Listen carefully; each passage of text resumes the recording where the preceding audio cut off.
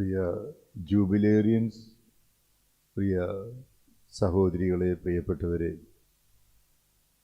സമർപ്പിത ജീവിതത്തിൻ്റെ രജത ജൂബിലി ആഘോഷിക്കുന്ന ചാരിറ്റി സമർപ്പിത സമൂഹത്തിലെ 3 പ്രോവിൻസിലെയും 17 പേർക്കും പ്രത്യേകമായ വിധത്തിൽ രജത ജൂബിലിയുടെ എല്ലാവിധ ആശംസകളും മംഗളങ്ങളും ഭാവുകങ്ങളും നേരുന്നു.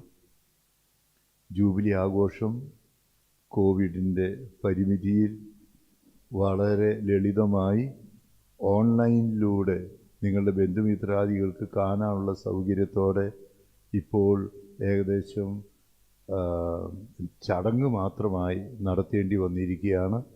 എന്നാലും പ്രാധാന്യം ഒട്ടും കുറയുന്നില്ല. നിങ്ങളുടെ ബന്ധുമിത്രാദികൾ അതിൽ ഓൺലൈനിൽ കാണുന്നുണ്ടെങ്കിൽ അവർക്കും അവരോടും ചേർന്ന് ജനറാളമ്മയുടെയും പ്രൊവിൻഷ്യാളമ്മമാരുടെയും നിങ്ങളുടെ പ്രോവിൻസുകളിലെ എല്ലാവരുടെയും മാത്രമല്ല അവിഭക്ത തൃശ്ശൂർ രൂപതയുടെയും പേരിൽ നിങ്ങൾക്കൊന്നുകൂടി ജൂബിലിയുടെ എല്ലാവിധ ആശംസകളും നേരുന്നതോടൊപ്പം നിങ്ങൾക്കെല്ലാവർക്കും ഇതുപോലെ തന്നെ സുവർണ ജൂബിലിയും അതിമനോഹരമായി ഘോഷിക്കാൻ ദൈവം അനുഗ്രഹിക്കട്ടെ എന്ന് ഇവരെല്ലാവരോടും ചേർന്ന് നിങ്ങൾക്ക് വേണ്ടി പ്രാർത്ഥിക്കുകയും ചെയ്യുന്നു. ജൂബിലി ഒരു ഓർമ്മയാണ്, നന്ദിയാണ്, പുനരർപ്പണമാണ്. എന്തിൻ്റെ ഓർമ്മ? 25 വർഷം മുമ്പ് പ്രൊവിൻഷ്യാളമ്മയുടെ, അന്ന് ജനറാളമ്മ ആയിരിക്കണം, ജനറാളമ്മയുടെ മുമ്പിൽ അന്ന് കാർമികൻ പിതാവായിരിക്കണം. അങ്ങനെ കാർമികൻ്റെ മുമ്പിൽ ആശീർവാദത്തോടെ ജനറാളമ്മയുടെ മുമ്പിൽ നിങ്ങളെടുത്ത സമർപ്പണത്തിൻ്റെ ഓർമ്മ. അതിന് നിങ്ങൾ ഇപ്പോൾ ജനറാളമ്മ 3 പ്രോവിൻസിലെയും എല്ലാവരെയും വിളിച്ചു കൊണ്ടുവന്നിരിക്കുന്നത് ഈ കുർബാനയിലേക്കാണ്. കുർബാനയും ലൂക്ക 22:19 യേശു മനുഷ്യവർഗത്തെ രക്ഷിക്കാൻ വേണ്ടി അവതീർണനായതിൻ്റെ ബേമയിൽ വെച്ച് നമ്മൾ അത്യുന്നതങ്ങൾ ദൈവത്തിന് സ്തുതി എന്ന് പറഞ്ഞ് ആ യേശുവിൻ്റെ ജനനത്തെക്കുറിച്ച് ഓർത്തു. യേശുവിൻ്റെ പരസ്യ ജീവിതത്തിൻ്റെ ദൈവ രാജ്യ പ്രഘോഷണത്തിൻ്റെ ഓർമ്മ ഇപ്പോൾ നമ്മളത് വചനപ്രഘോഷണത്തിലൂടെ നടത്തുന്നു.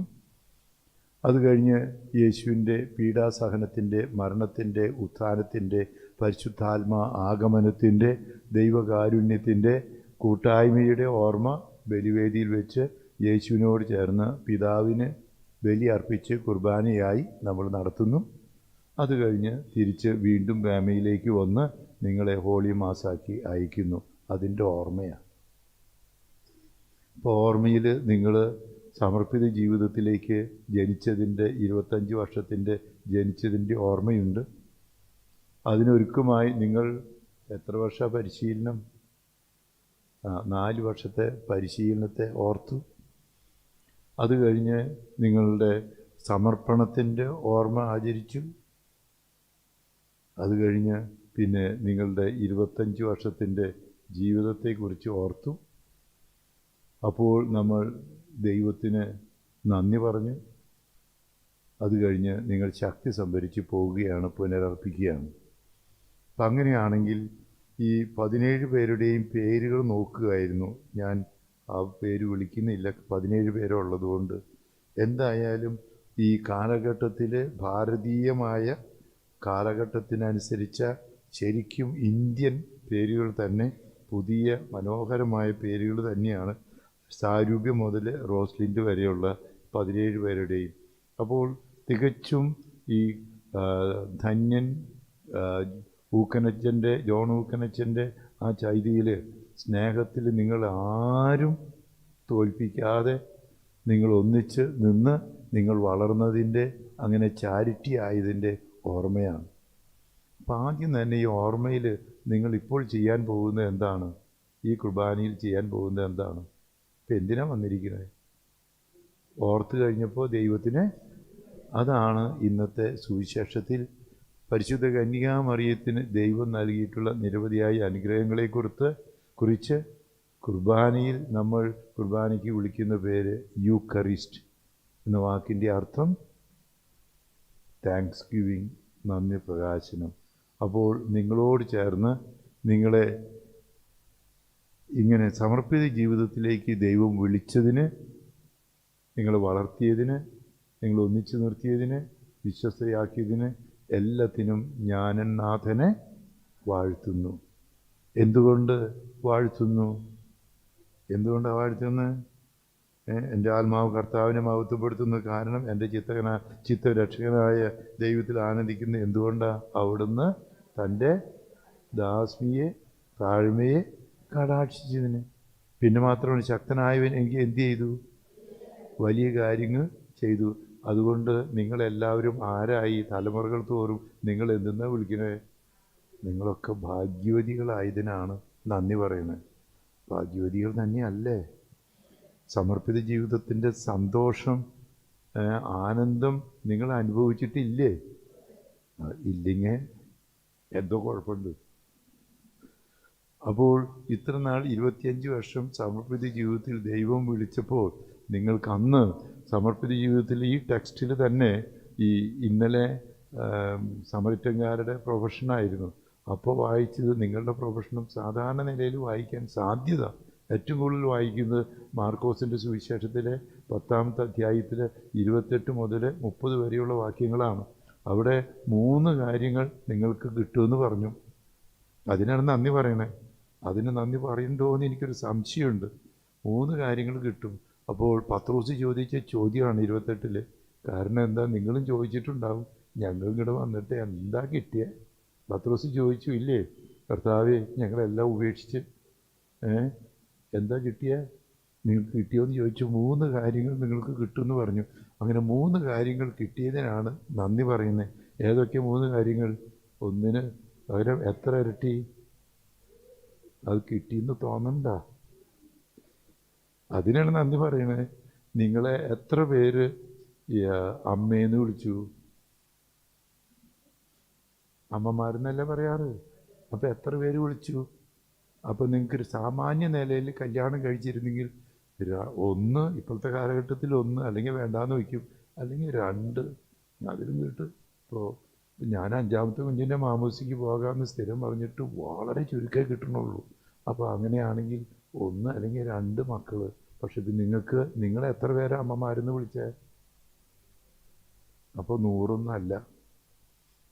പിന്നെ നിങ്ങളെ എത്ര പേരാ സിസ്റ്ററേ എന്ന് വിളിച്ചേ? അതാണ് കൂടുതൽ വിളിച്ചത്. അപ്പോൾ എത്ര ഇരട്ടിയാ? 100 ഇരട്ടിയൊന്നുമല്ല, അനേക ഇരട്ടികൾ നിങ്ങൾക്ക് കിട്ടിയിട്ടുണ്ട്. പിന്നെ അതിനനുസരിച്ച് അന്ന് നിങ്ങൾക്ക് സ്വത്ത് കിട്ടിയിട്ടുണ്ട്. നിങ്ങൾ 100 ഇരട്ടി വയലുകളും സമ്പത്തും എല്ലാം കിട്ടുമെന്ന് പറഞ്ഞില്ലേ? അപ്പോൾ എത്ര ഇരട്ടി കിട്ടിയിട്ടുണ്ടാവും? നിങ്ങൾ കല്യാണം കഴിച്ചിരുന്നെങ്കിൽ ഒരു എത്ര പവനാ? 15, 50, 100 ചുരുക്കാൻ കിട്ടാൻ സാധ്യതയുള്ളൂ. അതിന് പകരം 100 കിട്ടുമോ? 100 പവൻ ഇല്ല. അപ്പോൾ അങ്ങനെയാണെങ്കിൽ അതിന് പകരം നിങ്ങൾക്ക് വല്ല സമ്പത്തും കിട്ടിയോ? എത്ര ഇരട്ടി കിട്ടി? എന്താണ് സമ്പത്തെന്ന് ഉടനെ ചോദിക്കാൻ ജൂബിലിയിൽ ലേവിയരുടെ പുസ്തകമാണല്ലോ വായിച്ചത്. അപ്പം അങ്ങനെയാണെങ്കിൽ നിങ്ങൾക്ക് 100 ഇരട്ടിയൊന്നുമല്ല, അതിൽ കൂടുതൽ ദൈവാനുഗ്രഹം കിട്ടിയതിന് നന്ദി പറയുകയാണ്.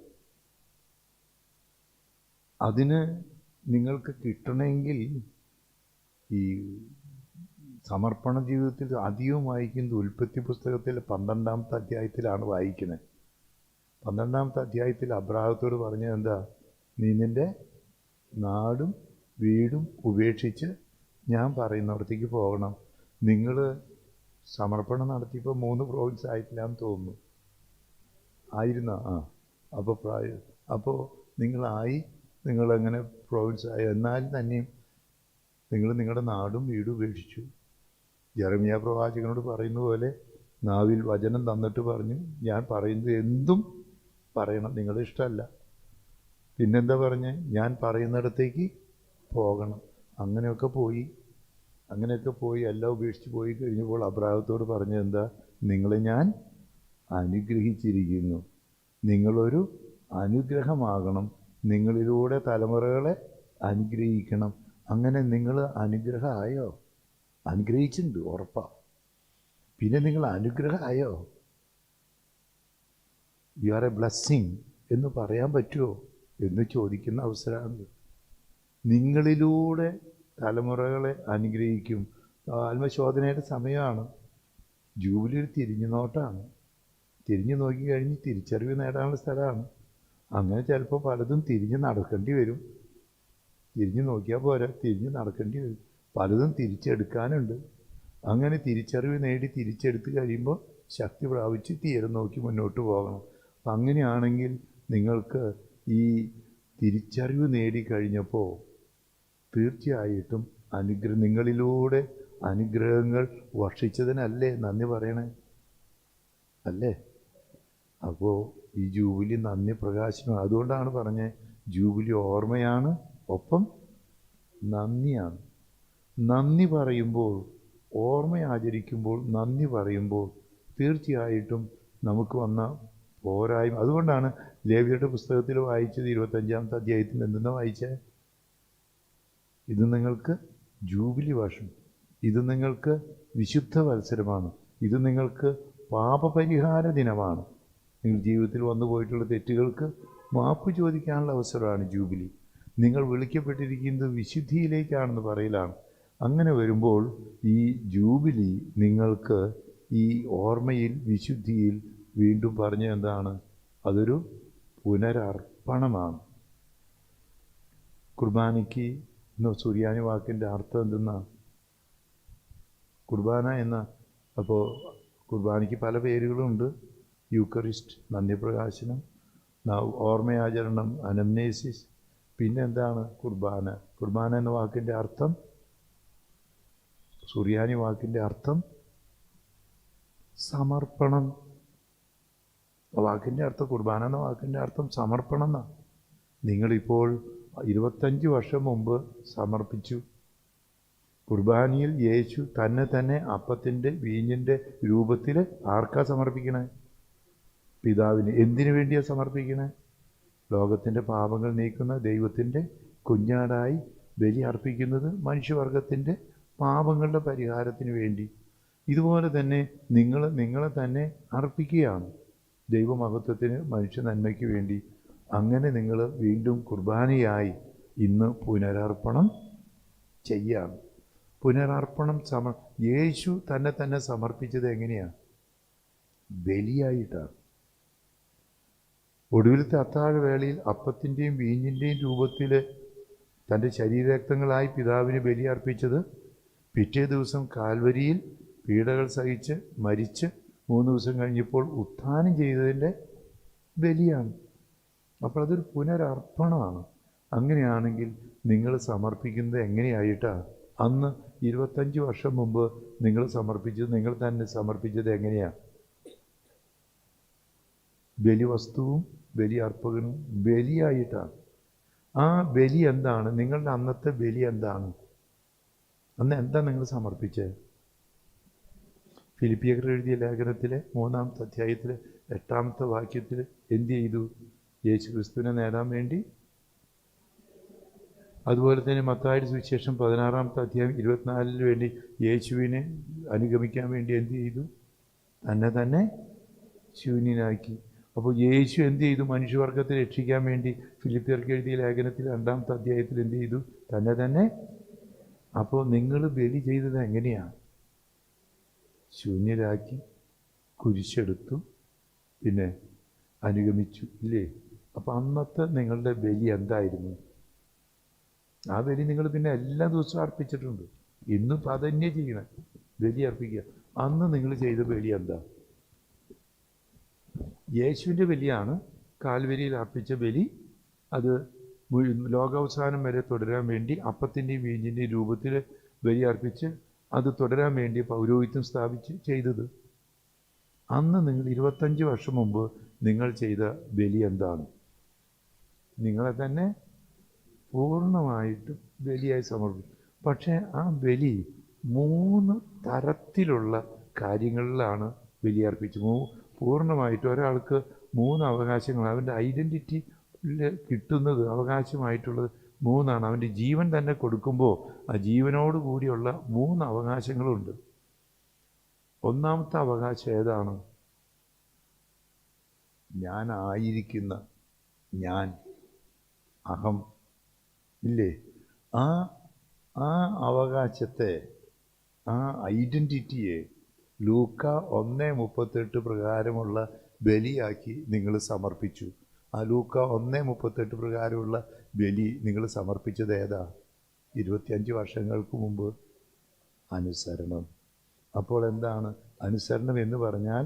എൻ്റെ ഇഷ്ടമല്ല, കർത്താവിൻ്റെ ദാസി. ഞാനൊരു പട്ടത്തിന് നിങ്ങൾ ദാസികളാകണം, ദാസന്മാരാകണം, കർത്താവിൻ്റെ അടിമയാകണമെന്ന് പറഞ്ഞത് പിന്നെ അത് തന്നെയാണ് പിന്നത്തെ. ഞാൻ നോക്കിയപ്പോൾ കുറേയേറെ ഒരു പൊങ്കാല എന്തെന്നാ പറയുക, അതനുസരിച്ച് ആൻഡ്രൂസ് പിതാവ് ഞങ്ങളെ അടിമകളാക്കി എന്നും പറഞ്ഞ് തുടങ്ങിയത്. നിങ്ങളങ്ങനെ അടിമകളായ? നിങ്ങൾ അടിമകളായ? ലൂക്ക 1:38 അടിമയായില്ലെങ്കിൽ നിങ്ങൾ സമർപ്പിതരായിട്ടില്ല. ലൂക്ക 1:38 പറയുന്ന അടിമയായിരുന്നില്ലെങ്കിൽ ഞാൻ അച്ഛനും ആയിട്ടില്ല. എന്താണ് ആ അടിമ? ഇതാ കർത്താവിൻ്റെ ദാസൻ, ദാസി. അപ്പോൾ ദൈവഹിതത്തിന് പൂർണ്ണമായിട്ടും വിട്ടുകൊടുക്കുന്നവരാണ് കർത്താവിൻ്റെ അടിമ, ദാസൻ, ദാസി. എന്നാൽ സ്വാർത്ഥതയുടെ സ്വന്തം ഇഷ്ടത്തിൻ്റെ അടിമയാകുക, എൻ്റെ ഏതാനും വ്യക്തികളുടെ അടിമയാകുക, പാപത്തിൻ്റെ അടിമയാകുക, പിശാചിൻ്റെ അടിമയാകുക, ലോകത്തിൻ്റെ അടിമയാകുക, അതാണ് അസ്വാതന്ത്ര്യം. ദൈവത്തിൻ്റെ ദാസനും അടിമയാകലാണ് സ്വാതന്ത്ര്യം. സ്വാർത്ഥതയുടെ, പിശാചിൻ്റെ, പാപത്തിൻ്റെ, ലോകത്തിൻ്റെ, മറ്റുള്ളവരുടെ അടിമയാകലാണ് അസ്വാതന്ത്ര്യം. അപ്പോൾ നിങ്ങൾക്ക് അന്ന് വ്രതമെടുത്തപ്പോൾ, അനുസരണ വ്രതം എടുത്തപ്പോൾ നിങ്ങൾക്ക് കിട്ടിയത് എന്താണ്? സ്വാതന്ത്ര്യം. ഇല്ലേ? ആരാ വായിച്ച? സാരൂപ്യ ആരാ വായിച്ച? പഴയ നിയമം വായിച്ചത് ആരാ? നല്ല സംഗീതത്തോടെ തന്നെ വായിച്ചപ്പോൾ അതിലെന്തെന്നാ പറഞ്ഞ ലേവ്യരുടെ പുസ്തകം? നിങ്ങൾക്കിത് സ്വാതന്ത്ര്യം പ്രഖ്യാപിച്ചു. 25 വർഷം മുമ്പ് സ്വാതന്ത്ര്യം കിട്ടി. ജൂബിലിയിലും ഈ സ്വാതന്ത്ര്യം എന്ന് പറഞ്ഞാൽ ഇനി പ്രൊവിൻഷ്യാളമേനിയും നോക്കണ്ട, ജനറാളമേനിയും നോക്കണ്ട, ഞാൻ എൻ്റെ ഇഷ്ടം പോലെ നടക്കും എന്ന് പറയുന്ന അവകാശമല്ല ജൂബിലി. അങ്ങനെ ആഗ്രഹിച്ചിട്ടുണ്ടെങ്കിൽ എന്തോ കുഴപ്പമുണ്ട്. അതല്ല ജൂബിലി. കർത്താവിൻ്റെ ഇഷ്ടം നിറവേറ്റുന്നത്. അങ്ങനെ നിറവേറ്റുന്ന കർത്താവിൻ്റെ ദാസിയായിരിക്കുന്നതിൽ എന്തെങ്കിലും വീഴ്ചയുണ്ടെങ്കിൽ ഇതാ വീണ്ടും ഇന്ന് പുനരർപ്പണം നടത്തുക. ഇല്ലേ? വ്രത നവീകരണം ഇല്ലേ ഇന്ന്? ഇല്ലെങ്കിൽ നടത്തണം. കോമൺ ആയിട്ട് നടത്തുമ്പോൾ വ്രത നവീകരണം ഉണ്ടോ എന്ന് ചോദിക്കും. ഇല്ലെങ്കിൽ ചണ്ടാളമേ വീണ്ടും നടത്തിക്കണം. അപ്പോൾ സ്വാതന്ത്ര്യം പ്രഖ്യാപിക്കലാണ് ഒന്നാമത്തേത്. പിന്നെ രണ്ടാമത് ലേവ്യരുടെ പുസ്തകത്തിൽ പറഞ്ഞ എന്താണ്? ഓരോരുത്തരും തങ്ങളുടെ കുടുംബത്തിലേക്ക് തിരിച്ചു പോകട്ടെ. എന്താണ് അതിൽ കുടുംബം? എന്താ? അന്ന് 25 വർഷം മുമ്പ് നിങ്ങളെടുത്ത വ്രതം ഏതാ? രണ്ടാമത്തെ വ്രതം ബ്രഹ്മചര്യം എന്ന് പറഞ്ഞാൽ കർത്താവിൻ്റെ മണവാട്ടിയായി. ഇന്നത്തെ രണ്ടാമത്തെ വായനയിൽ കൊരിന്ത്യക്കാർക്ക് എഴുതിയ 1-ാം ലേഖനത്തിലെ 7-ാമത്തെ അധ്യായത്തിൽ പറഞ്ഞ എന്താണ്? അവിഭക്ത ഹൃദയത്തോടെ കർത്താവിനെ ശുശ്രൂഷിക്കാൻ, വെളിപാട് പുസ്തകത്തിൽ പറയുന്ന കുഞ്ഞാടിൻ്റെ മണവാട്ടികളാകാൻ. അങ്ങനെ നിങ്ങൾക്ക് ഈ വിവാഹത്തിൻ്റെ അവസരത്തിൽ മത്തായിയുടെ സുവിശേഷം 19-ാമത്തെ അധ്യായത്തിൽ പറഞ്ഞത് എന്താ? ദൈവം മനുഷ്യനെ പുരുഷനും സ്ത്രീയുമായിട്ട് സൃഷ്ടിച്ചു.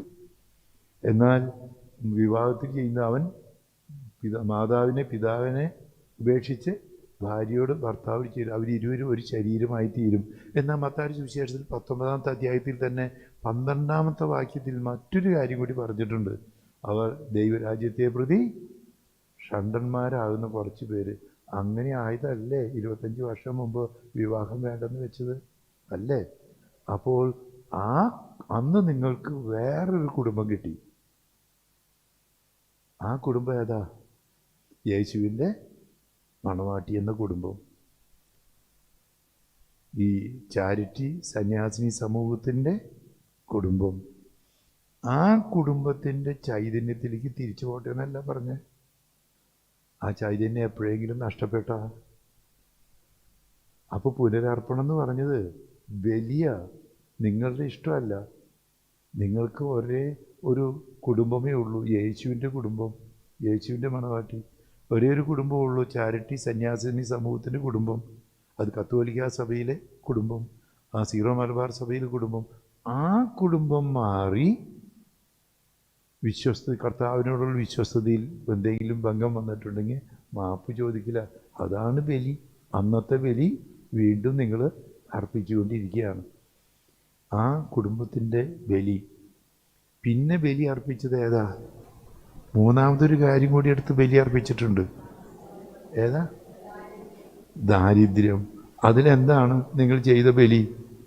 നിങ്ങളുടെ സ്വത്തിനുള്ള അവകാശം മുഴുവൻ ഉപേക്ഷിച്ചു യേശു ക്രിസ്തു. അതുകൊണ്ട് ഇനിമേൽ ഞാനല്ല, ക്രിസ്തു എന്നിൽ ജീവിക്കുന്നു എന്ന് നിങ്ങൾ പറഞ്ഞു. അതുകൊണ്ട് നിങ്ങൾ പറഞ്ഞ എന്താ? ഫിലിപ്പിയർ 3:12 യേശു ക്രിസ്തു എന്നെ, ഗലാത്യർ 2:20 ഞാനല്ല, ക്രിസ്തു എന്നിൽ അങ്ങനെ യേശു ക്രിസ്തുവിനെ നേടി നിങ്ങളെ വേണമെങ്കിൽ, നിങ്ങളെ കണ്ടാൽ വലിയ ക്ഷീണമൊന്നും ആർക്കും തോന്നുന്നില്ല, എന്നാലും നിങ്ങളെ കണ്ടാൽ നല്ലൊരു സഞ്ചി പോലെയാണ്. അന്ന് നിങ്ങളുടെ ആകുന്ന സഞ്ചിയിൽ ബാക്കിയുള്ളത് എല്ലാം ഫിലിപ്പിയർ 3:8 പ്രകാരം എല്ലാം മാറ്റി വെച്ചിട്ട് കർത്താവാണ് എൻ്റെ ഓഹരി, സ്വത്ത് മുഴുവൻ നിറച്ചു. എന്നിട്ട് നിങ്ങളുടെ ജീവിതമാകുന്ന സഞ്ചിയിൽ കർത്താവിനെ കൊണ്ട് നിറച്ച് കഴിഞ്ഞിട്ട് ആ കർത്താവിൻ്റെ മുകളിൽ പിന്നെ 25 കൊല്ലം കൊണ്ട് എന്തൊക്കെയാണ് വലിച്ചു കയറ്റിയിട്ടെ? മൊബൈൽ കയറ്റിയിട്ടുണ്ട്, പിന്നെ സ്വർണം കയറ്റിയിട്ടുണ്ട്, അതുകൊണ്ടാവും വഴിയില്ല. പിന്നെ എന്തൊക്കെയാണ്, ചിലപ്പോൾ ആവശ്യമില്ലാത്ത ഐസ്ക്രീം വരെ കയറ്റിയിട്ടുണ്ടാവും. വഴി കാണുന്ന ചില ബന്ധങ്ങൾ കയറ്റിയിട്ടുണ്ടാവും. യേശുവാകുന്ന സ്വത്തിന് പകരം മറ്റു പല സ്വത്തുക്കളും കയറ്റിയിട്ടുണ്ടെങ്കിൽ ഇവിടെ വന്നിരിക്കുന്നത് എന്തിനാണെന്നറിയോ? അതെല്ലാം എടുത്ത് പുറത്തേക്ക് കളയാനാ. അങ്ങനെ നിങ്ങളുടെ ജീവിതത്തിൽ കർത്താവ് ഞെങ്ങി ആണോ ഇരിക്കുന്നത്? അതാണ് ചോദ്യം. നിങ്ങളിൽ കർത്താവ് നിറഞ്ഞു നിൽക്കുന്നുണ്ടോ, അതോ ഇനി ആരെങ്കിലും കർത്താവിനെ ഓടിച്ചു കളഞ്ഞിട്ടുണ്ടോ? ചിലരുടെയൊക്കെ പ്രസംഗങ്ങൾ കേൾക്കുമ്പോൾ അവന് വിശ്വാസം ഉണ്ടോയെന്ന് വരെ ചിലപ്പോൾ എനിക്ക് സംശയം തോന്നിയിട്ടുണ്ട്. നിങ്ങളല്ല കേട്ടാ, സിസ്റ്റർമാരല്ല, മറ്റു ചിലർ, അവരൊക്കെ ഇങ്ങനെ വലിയ ഘോര ഈ വേഷമൊക്കെ ഇട്ടിട്ട് നടക്കുന്നു. പ്രസംഗം കേൾക്കുമ്പോൾ വിശ്വാസം ഉണ്ടോയെന്നൊരു സംശയം. അവന് കർത്താവ് മാത്രമില്ല, ബാക്കി പലതും ഉണ്ട്. അപ്പോൾ നിങ്ങളോട് ജൂബിലി വേളയിൽ ചോദിക്കുക, നിങ്ങളിൽ നിറഞ്ഞു നിൽക്കുന്നത് യേശുവാണോ അതോ വേറെ വല്ലതും ആണോ? അങ്ങനെയാണെങ്കിൽ വേറെ വല്ലതിനും കയറ്റി നിങ്ങളുടെ ജീവിതമാകുന്ന സഞ്ചിയിൽ കയറ്റി നിർത്തിയിട്ടുണ്ടെങ്കിൽ ജൂബിലിയുടെ ലക്ഷ്യം അതെല്ലാം എടുത്ത് പുറത്ത് കളഞ്ഞ് വീണ്ടും യേശുവിനെ കൊണ്ട്, ചിലപ്പോൾ യേശുവിനെ ശ്വസിക്കാൻ പറ്റാത്ത രീതിയിൽ കല്ലുകളൊക്കെ കയറ്റിയിട്ടുണ്ടാവും. വഴി കാണുന്ന കല്ലുകളൊക്കെ കയറ്റി, അതെല്ലാം എടുത്ത് കളയലാണ് ജൂബിലി. അതുകൊണ്ടാണ് ജൂബിലിയെ പഴയ നിയമത്തിൽ പറയുന്നത് വീണ്ടെടുപ്പ് വർഷമാണ്, വീണ്ടെടുക്കലാണ്, തിരിച്ചെടുക്കലാണ്. അപ്പോൾ അങ്ങനെയാണെങ്കിൽ ഈ ജൂബിലിയിലെ ബലി നിങ്ങൾക്ക് കൃത്യമായിട്ട് മനസ്സിലായി. അടുത്ത ചോദ്യം, എന്തിനാ ബലി ചെയ്ത്? ദൈവരാജ്യത്തെ പ്രതി എന്ന് കൃത്യമായിട്ട് പറഞ്ഞു. അപ്പോൾ അങ്ങനെ നിങ്ങൾക്ക് ബലി ചെയ്യുമ്പോൾ നിങ്ങൾ സന്തോഷിക്കുന്നത് എന്തിനാണെന്നാണ് പറഞ്ഞേ? യേശു ക്രിസ്തുവിനെ പ്രതി സഹിക്കേണ്ടി വരുമ്പോൾ അതിൽ ആനന്ദം കൊള്ളാനായിട്ടാണ്. അപ്പോൾ നിങ്ങളോട് ചോദിച്ചില്ലേ, സന്തോഷത്തിൻ്റെ ആനന്ദത്തിൻ്റെ സാക്ഷികളാണോ എന്ന് ചോദിച്ചപ്പോൾ യേശു ക്രിസ്തുവിനെ പ്രതി സഹിക്കേണ്ടി വരുമ്പോൾ അതിൽ ആനന്ദം കൊള്ളാൻ. അപ്പോഴാണ് ശരിയായ ശിഷ്യത്വം ആനന്ദമാണ്. പക്ഷേ ആനന്ദത്തിൽ കുരിശുകളുണ്ട്, ത്യാഗങ്ങളുണ്ട്. അതിനാ നിങ്ങൾ കഴുത്തിൽ കുരിശിട്ടിരിക്കണേ. ഞാനും കുരിശുണ്ട്, നിങ്ങളെക്കാൾ കുറച്ചുകൂടി വലിയ കുരിശാന്ന് മാത്രം. ഞാനും കുരിശായി തീർന്നിട്ടുണ്ടോ, നിങ്ങൾ കുരിശായിട്ട് തീർന്നിട്ടുണ്ടോ എന്നുള്ളത് മറ്റുള്ളവർക്കല്ല കുരിശ്. ദൈവത്തിൻ്റെ മറ്റുള്ളവരുടെ രക്ഷയ്ക്ക് വേണ്ടിയുള്ള കുരിശുണ്ടോ എന്നാണ് ചോദ്യം. അപ്പം അങ്ങനെ ബലി ചെയ്ത് കഴിഞ്ഞപ്പോൾ ദൈവം എന്ത് ചെയ്തു? യേശു എന്താ ചെയ്തത്? തന്നെ വിരുന്നായി നമുക്ക് നൽകി. ആ ദൈവത്തെ ആരാധിക്കലാണ് നിങ്ങളുടെ ജോലിയെന്ന് പറഞ്ഞു. കുർബാന ആരാധനയാണ്, കുർബാന വിരുന്നാണ്, കുർബാന അത് നമ്മുടെ സമർപ്പണമാണ്, കുർബാന നന്ദി പ്രകാശനാണ്, ഓർമ്മയാണ്. പക്ഷെ ആ കുർബാനയിൽ നമുക്ക് എന്താണ് ലഭിക്കുന്നത്? ദൈവത്തിൻ്റെ കാരുണ്യം. അതുകൊണ്ടാണ് ദിവ്യകാരുണ്യം കിട്ടിക്കഴിഞ്ഞാൽ ഈ ജൂബിലിയിൽ നിങ്ങൾക്ക് വിശുദ്ധ വത്സരമാണ്. ദൈവത്തിൻ്റെ അനുഗ്രഹം സമർത്ഥമായി കരുണയായി നിങ്ങൾക്ക് ലഭിക്കും. എന്തിനാണ് നിങ്ങൾക്ക് ദൈവകാരുണ്യം ലഭിക്കുന്നത്?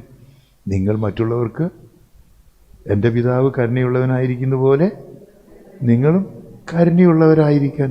കർത്താവിൻ്റെ ദിവ്യകാരുണ്യം നമുക്ക് കിട്ടുന്നത് നമ്മൾ ദിവ്യകാരുണ്യങ്ങളായി മറ്റുള്ളവർക്ക് കൊടുക്കണം. അതിനു വേണ്ടിയാണ്. അങ്ങനെ വരുമ്പോൾ യേശുവിനെ നിങ്ങൾക്ക് വീണ്ടും കിട്ടിയാൽ, അതുകൊണ്ടാണ് ജൂബിലി ഒരു തിരിച്ചറിവ് നേടൽ മാത്രമല്ല, തിരിച്ചെടുക്കൽ മാത്രമല്ല, വീണ്ടെടുപ്പ് മാത്രമല്ല, അത് ശാക്തീകരണമാണ് എന്ന് പറഞ്ഞത്. ജൂബിലി നിങ്ങളുടെ സമർപ്പിത ജീവിതത്തിൻ്റെ ശാക്തീകരണമാണ് ജൂബിലി. അപ്പോൾ ഈ കുർബാന കഴിഞ്ഞാൽ കുറച്ചും കൂടി ശക്തി കിട്ടുമോ? കിട്ടിയില്ലെങ്കിൽ ജൂബിലി ഘോഷിച്ചല്ലേ. നിങ്ങൾ ജൂബിലി ഘോഷിച്ചാൽ ഒന്നുകൂടി ശക്തിപ്പെടണം. കാരണം നിങ്ങൾക്ക് വീണ്ടും കിട്ടിയത് ആരെയാ? ഈശോയെ കിട്ടി. നിങ്ങൾ വീണ്ടെടുത്തത് ഏതാ? നിങ്ങളുടെ സമർപ്പണത്തെയാ, നിങ്ങളുടെ ബലിയ. അത് നിങ്ങൾ വീണ്ടെടുത്ത് ശാക്തീകരിച്ചിട്ടേ വിടുള്ളൂ. അങ്ങനെ നിങ്ങൾ ഈ കുർബാന കഴിയുമ്പോഴേക്കും ശക്തി പ്രാപിച്ചിട്ട് വേണം 3 പ്രോവിൻസിലേക്കും പോകാൻ. ഭക്ഷണം കഴിച്ചുള്ള ശക്തി മാത്രമല്ല, ഇപ്പം എല്ലാവർക്കും കൊടുക്കുന്നത് കോവിഡാണ്. ഇപ്പം ഞങ്ങളുടെ ആർമിനയിലും കോവിഡ് ഉണ്ട്. എനിക്കുണ്ടാവോ? നിങ്ങൾക്ക് എത്ര പേർക്കുണ്ടെന്ന് അറിയില്ല. ഈ നടന്നു പോയ അപ്പോഴേക്കും കിട്ടുന്ന പറയണേ ഇന്നലെ. അപ്പോൾ അത് കൊടുക്കേണ്ട കാര്യമല്ല ഞാൻ പറഞ്ഞേ. ദൈവത്തിൻ്റെ കൃപ നിങ്ങൾക്ക് കിട്ടിയിട്ടുണ്ടെങ്കിൽ ആ കൃപ നിങ്ങളെ അബ്രാഹത്തോട് പറഞ്ഞു, നിങ്ങളിലൂടെ ഈ തലമുറകൾ മുഴുവൻ അനുഗ്രഹിക്കാനുള്ള ശക്തി സംഭരിച്ചിട്ട് വേണം നിങ്ങൾ ഇവിടുന്ന് പോകാൻ. ആ ശക്തി സംഭരിച്ചില്ലെങ്കിൽ മദർ ഇവിടെ വിടണ്ട. അപ്പം അങ്ങനെ ശക്തി സംഭരിച്ച് നിങ്ങൾ പോകുമ്പോൾ നിങ്ങൾ ആരാകണം എന്നറിയാമോ? ആരാകണം? നിങ്ങൾ ആരാകണം? നിങ്ങൾ ഇവിടുന്ന് ശക്തി സംഭരിച്ച് പോകുമ്പോൾ നിങ്ങൾ ഈ കാറ്റഗിസം ഓഫ് ദ കാത്തലിക് ചർച്ചിൽ പറഞ്ഞ ദിവ്യ പ്രേഷണം ആകണം. പരിശുദ്ധമായ സാങ്ക്ത മിസ്സ എന്ന് പറഞ്ഞാൽ അയക്കൽ. പരിശുദ്ധമായ അയക്കലാകണം. അതിന് ഇംഗ്ലീഷിൽ പറയുന്ന വാക്കായതാ? ഹോളി മാസ് എന്ന് പറഞ്ഞ വാക്കിൻ്റെ അർത്ഥം നിങ്ങൾ ശക്തി ഹോളി മാസ് എന്ന് പറഞ്ഞ വാക്കിൻ്റെ അർത്ഥം സാങ്ക്ത മിസ്സ, ദിവ്യ പ്രേഷണം, പരിശുദ്ധമാണ്. അപ്പോൾ നിങ്ങൾ ഇന്ന് ഇവിടുന്ന് വിടുമ്പോൾ പരിശുദ്ധമായ അയക്കൽ നിങ്ങൾക്ക് മുടിയും തിരിയുണ്ടോ? ഇല്ല. അത് സുവർണ്ണ ജൂബിലിക്കേ ഉള്ളൂ. എന്നാൽ തന്നെയും സംഗീത ഇന്ന് വായിച്ച ലേവ്യരുടെ പുസ്തകത്തിൽ ഓരോരുത്തരും തങ്ങൾക്ക് സ്വാതന്ത്ര്യം കിട്ടണം, കുടുംബത്തിലേക്ക് തിരിച്ചു പോകണം, സ്വത്ത് തിരിച്ചു കിട്ടണം. പിന്നെ ഒരു കാര്യം കൂടി പറഞ്ഞു, അത് ഗോൾഡൻ ജൂബിലിയിലാണ് അത് മനോഹരമായിട്ട് അവതരിപ്പിക്കുക. അതുകൊണ്ടാണ് നിങ്ങളെല്ലാവരും ഗോൾഡൻ ജൂബിലി ആഘോഷിക്കാൻ ദൈവം ശക്തി തരട്ടെ എന്ന് പറഞ്ഞ് അന്ന് നിങ്ങൾക്ക് മുടിയും തിരിയും തരുമില്ലേ? സമർപ്പണത്തിൽ കിട്ടി. അന്ന് എന്തായാലും കിട്ടും ഗോൾഡൻ ജൂബിലിക്ക്. പിന്നെ ഒരു പ്രാവശ്യം കൂടി നിങ്ങൾക്ക് മുടിയും തിരിയും കിട്ടും എന്ന കാര്യം ഓർമ്മപ്പെടുത്തലാണ്. പക്ഷെ നിങ്ങൾ കിടക്കുകയായിരിക്കും. കാർമികൻ മുടി വയ്ക്കും, ഈ മറ്റുള്ളവരൊക്കെ സൈഡിൽ തിരി കത്തിച്ച് വയ്ക്കും. അതിനെക്കുറിച്ചുള്ള ഓർമ്മയാണ് സംഗീത വായിച്ചത്. ഓരോരുത്തരും തങ്ങളുടെ വായിച്ചേതാ? ഓരോരുത്തരും തങ്ങളുടെ അവകാശ സ്ഥലത്തേക്ക്. അപ്പോൾ ജൂബിലി ഘോഷിക്കുമ്പോൾ അവകാശ സ്ഥലത്തെക്കുറിച്ചുള്ള ഓർമ്മപ്പെടുത്തലുണ്ട്. ഇവിടെയല്ല. എന്തിനു വേണ്ടിയാണ് ഷണ്ടന്മാരായതെന്ന മത്തായി സുവിശേഷം 19:12 പറഞ്ഞത്? ദൈവരാജ്യത്തെ പ്രതി. ഈ കുർബാനയിൽ അങ്ങോട്ട് തിരിഞ്ഞ് നോക്കുന്നത് എന്തിനാ? സ്വർഗോന്മുഖമാണ്. സ്വർഗത്തെ നോക്കിയിട്ടാണ് ഇതെല്ലാം അർപ്പിക്കുന്നത്. അതുകൊണ്ട് അതിനുവേണ്ടിയാണ് പരിശുദ്ധാത്മാവിനെ ആവശ്യപ്പിക്കുന്നത്. അതിനുവേണ്ടിയാണ് സഭ സ്ഥാപിച്ചും കൂദാശകൾ സ്ഥാപിച്ചും. അതിനുവേണ്ടിയാണ് ലോകത്തിൻ്റെ അതിർത്തികൾ വരെ അപ്പസ്തലർ 1:8 സാക്ഷികളാകാൻ വേണ്ടിയാണ്. അതിനു വേണ്ടിയിട്ടാണ് നിങ്ങൾ ലോകത്തിൻ്റെ അതിർത്തികൾ വരെ സുവിശേഷം പ്രസംഗിക്കാൻ പറഞ്ഞ് അയക്കപ്പെടുന്നത്. അങ്ങനെയാണെങ്കിൽ ലക്ഷ്യം ദൈവരാജ്യമാണ്. അതിനെ വിരുന്നാണ് മുന്നാസ്വാദനമായിട്ട് ദിവ്യകാരുണ്യമായി നാം സ്വീകരിക്കുന്നത്. അപ്പോൾ ജൂബിലിയിൽ ഈ ഓർമ്മയും കൂടി വേണം കേട്ടോ. നമ്മുടെ അവകാശ സ്ഥലത്തെക്കുറിച്ചുള്ള ഓർമ്മ. അത് ലേവ്യരുടെ പുസ്തകത്തിൽ നിന്ന് വായിച്ച കാര്യമാണ് ഞാൻ പറഞ്ഞത്. അങ്ങനെയാണെങ്കിൽ നമുക്കിപ്പോൾ ജൂബിലി വേളയിൽ നിങ്ങൾക്ക് 17 പേർക്ക് ഒന്നുകൂടി ഈ ജൂബിലി എന്തൊക്കെയാണ് പറഞ്ഞേ? ജൂബിലി ഓർമ്മയാണ്, നന്ദിയാണ്, പുനരർപ്പണമാണ്. അതിൽ എല്ലാം കൂടിയിട്ട് പറഞ്ഞത് കുർബാനയിലെ വിവിധ വിശേഷണങ്ങളായി തീരണം. കുർബാനയിലെ വിശേഷങ്ങളെല്ലാം. അവസാനത്തെ വിശേഷണം ഏതാ കുർബാനയ്ക്ക്? Holy mass. അത് നമ്മൾ അവസാനം പറഞ്ഞ വിശേഷണം. പിന്നെ ദിവ്യകാരുണ്യം എന്ന് പറഞ്ഞു, ആരാധന എന്ന് പറഞ്ഞു, വിരുന്നെന്ന് പറഞ്ഞു, പിന്നെന്താണ് ബലിയെന്ന് പറഞ്ഞു, സമർപ്പണം എന്ന് പറഞ്ഞു, പിന്നെ കർത്താവിൻ്റെ ജനനത്തെക്കുറിച്ചുള്ളത് പറഞ്ഞു, പരസ്യജീവിതത്തെ. ഇതെല്ലാം കൂടി ഉൾപ്പെടുത്തി നിങ്ങൾ നന്ദി പറയുകയാണ് ഇപ്പോൾ. നമുക്കങ്ങനെയാണെങ്കിൽ കൈകൂപ്പി പിടിക്കുകയോ? ഈ പറഞ്ഞ ആശയങ്ങളെല്ലാം നിങ്ങൾക്ക് കിട്ടട്ടെ എന്നുള്ള പ്രാർത്ഥനയോടെ ഒന്നുകൂടി ജനറാളമ്മയുടെയും പ്രൊവിൻഷ്യലമ്മമാരുടെയും നിങ്ങളുടെ പ്രോവിൻസിലുള്ള എല്ലാവരുടെയും ബന്ധുമിത്രാദികളുടെ എല്ലാവരുടെയും പേരിൽ, ഇപ്പോൾ ഓൺലൈനിൽ ആരെങ്കിലും കേൾക്കുന്നുണ്ടെങ്കിൽ അവരുടെ എല്ലാവരുടെയും പേരിൽ നിങ്ങൾക്ക് ആശംസകൾ നേരുന്നു. നിങ്ങൾക്ക് ഈ പുനരർപ്പണ വേളയിൽ ദൈവത്തിന് നന്ദി പറയുന്നതോടൊപ്പം ഇനിയുള്ള കാലഘട്ടത്തിൽ സമർപ്പിത ജീവിതത്തിൻ്റെ ശരിയായ സന്തോഷം, കർത്താവിൻ്റെ കാരുണ്യത്തിൽ, സ്നേഹത്തിൽ ആരും നമ്മെ പിന്നിലാക്കാതെ മുന്നോട്ട് പോകാനുള്ള സ്ഥാപക പിതാവ് പറഞ്ഞ ആ ദർശനത്തിൽ ദൈവത്തിൻ്റെ മഹത്വത്തിന്, മനുഷ്യൻ്റെ നന്മയ്ക്ക് വേണ്ടി കൊച്ചു ത്രേസ്യയെ പോലെ, വിൻസെൻ്റ് പോളിനെ പോലെ യഥാർത്ഥ ക്രൈസ്തവ സാക്ഷികളാകാനുള്ള കൃപയ്ക്കായി ഒരു നിമിഷ സമയം നിശബ്ദതയിൽ നമുക്ക് പ്രാർത്ഥിക്കാം.